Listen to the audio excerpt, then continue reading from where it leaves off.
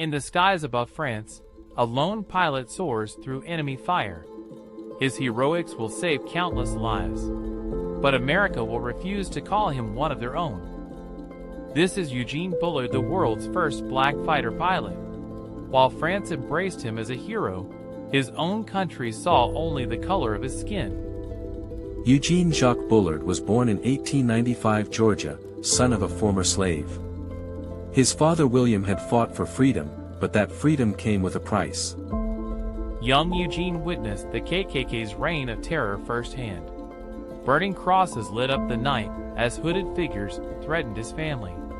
Fear became his constant companion. At just 11 years old, Eugene made a decision that would change everything. He was going to run away. With nothing but determination and a few coins, Eugene began an incredible journey. He worked odd jobs, slept in barns, and slowly made his way north, a boy chasing freedom. But what happened next changed everything. Eugene had heard stories of France, a place where the color of your skin didn't determine your worth. It became his obsession, his impossible dream. At age 19, Eugene made his boldest move yet. He snuck aboard a German freighter bound for Europe, hiding among cargo and supplies for the treacherous Atlantic crossing. When Eugene stepped off that ship in Europe, he experienced something he'd never felt before, being judged by his character, not his color. When World War I erupted, Eugene saw his chance. The French Foreign Legion welcomed fighters regardless of race. He enlisted immediately, ready to prove himself on the battlefield. But what happened next changed everything. Then came the injury that changed everything. Shrapnel tore through Eugene's leg, ending his infantry career. But fate had other plans for this determined fighter.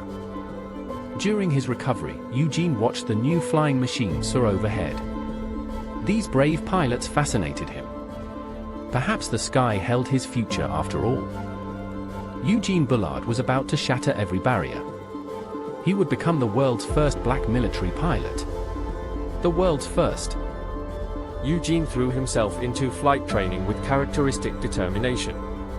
Every lesson, every maneuver brought him closer to his dream. The sky was calling his name. But what happened next changed everything. Eugene climbed into his fighter plane, engine roaring to life. Enemy aircraft waited somewhere in those clouds above. This was his moment to prove himself in aerial combat. High above the Western Front, Eugene engaged his first German fighter.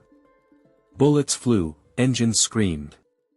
When the smoke cleared, the enemy plane was falling. Eugene had his first aerial victory. Eugene Bullard earned the Croix de Guerre and other French military honors. The boy who fled Georgia racism had become a decorated war hero. When Eugene tried to join the U.S. Air Force, they laughed him out of the recruitment office. "We don't take your kind," they said. Significant other France's decorated pilot was deemed unfit to serve his own homeland. When the Nazis invaded, Eugene became something even more extraordinary. A spy. He gathered intelligence for the French resistance, risking everything to fight fascism once again. Decades later, America finally woke up. The Air Force commissioned Eugene Bullard as an honorary second lieutenant. France had honored him in life, America honored him in death.